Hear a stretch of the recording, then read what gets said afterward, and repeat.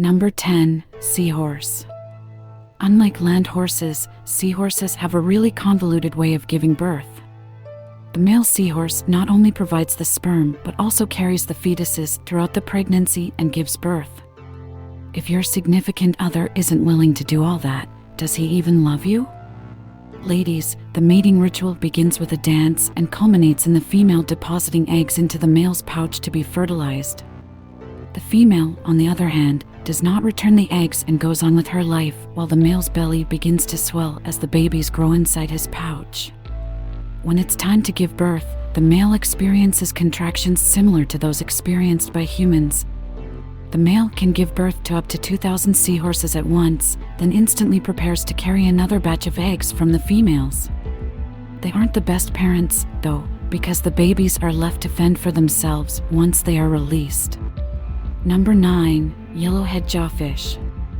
Looks like the fathers of the ocean are on a whole other level. Much like seahorses, male jawfish do all the dirty work, which in this case entails carrying the fertilized eggs in his mouth until they hatch. The males attract females to their burrow by spreading their pectoral fins and arching their long backs in a dance. The female then lays her eggs deep in his burrow. The male will then fertilize the eggs quickly before scooping them up and holding them in his mouth. The male does not eat anything during the incubation period, which lasts nearly a month. However, every guy is entitled to a quick meal break. They very rarely spit the eggs out of their mouth into the burrow and head off to have a quick meal, leaving the eggs unattended for a while. The eggs hatch inside the father's mouth and are released into the ocean, but they stay close to their father and can swim back into his mouth if danger approaches. Number 8. Snails. Have you ever imagined a mother giving birth to her child through her face? And by through her face, we mean literally oozing eggs out of their face. Snails' mating behavior is one of the most intriguing in the animal kingdom. The majority of snails are hermaphrodites, which simply means that they have both male and female reproductive organs, so they don't really require a mate in order to reproduce. Once the eggs are fertilized either by self-fertilization or through intercourse, the pregnant snail carries the eggs in a genital pore unnervingly close to the snail's face. Once the snail is ready to give birth, it squeezes the eggs out of its face. The eyes and reproduction chute are so close together that a snail can watch itself give birth. But that's not all.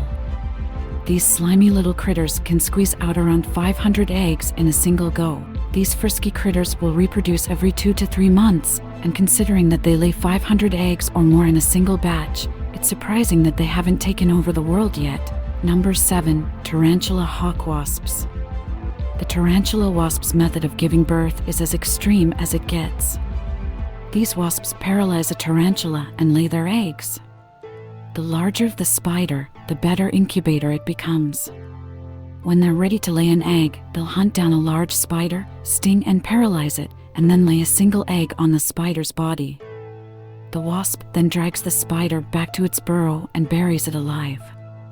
Once the egg hatches, the offspring has to eat its way out of the spider, making this one of the most gruesome ways to be born.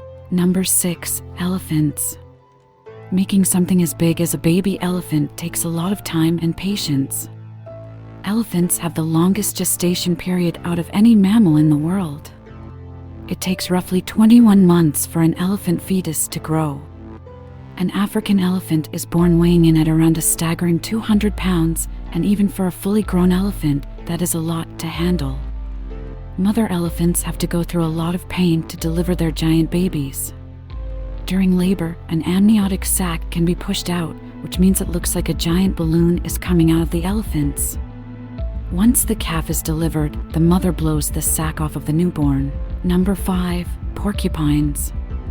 We all know that porcupines have nasty spines, but did you know that they are actually born with them? Which means they must pass through the birth canal with their quills intact. This can be a nightmare for the mother. The fact that the porcupine spikes don't harden until they're exposed to air is a relief, but it doesn't make it any easier for the mothers. Sometimes, instead of coming out with their heads, the babies come out with their hind legs, leaving spikes stuck in their mother's birth canal, which can be fatal. Number 4. Suriname toad. Suriname toads release large numbers of eggs in the water for males to fertilize. After fertilization, the male pushes the eggs back onto the mother's back. The eggs then sink into the poor mother's back and start growing into her. The eggs are then encased in a thick layer of skin and are protected under honeycomb-like pockets on the mother's back. The mothers must carry the young toads on their backs until they are able to survive on their own. These baby toads do not go through the larval or tadpole stages. Instead, they erupt as fully formed half-inch toads after 3 to 4 months from their mother's back. The babies crawl off the mother's back into the water. The mother sheds the old skin in preparation for the next batch. Though such grueling labor may appear unusual, it's actually safer for the babies. Number 3. Giraffes. Giraffes are born in a Superman position with their front legs and head first, followed by their body, and finally their back legs. Giraffe mothers give birth standing up. Due to their offspring's extraordinary size, they need height to avoid damaging their babies' long necks. Surprisingly, the 2-meter drop from their mother's womb to the ground below helps baby giraffes by snapping their short umbilical cords and tearing the amniotic sac, and the impact of the landing aids the little giraffe in taking its first breaths. Number 2. Red crabs. Crabs don't get the Best Parent Award because they don't do much for their offspring other than throwing them into the water. But their birthing process is still awe-inspiring. Mothers arrive at the breeding site ahead of the fathers to dig burrows and lay eggs. Males then visit the burrows, fertilize the eggs, and depart. Thousands of eggs are nursed by the mothers for up to 2 weeks.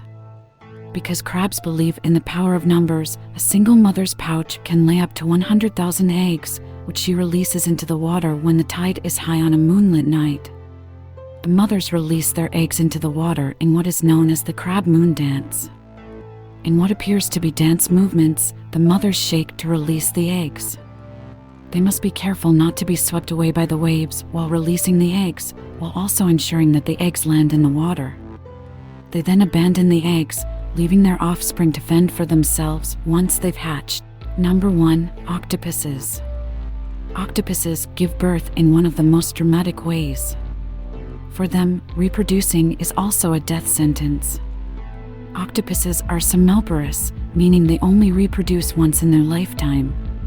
This occurs near the end of their relatively brief lifespan, which lasts on average 3 to 5 years, but can be as little as 6 months.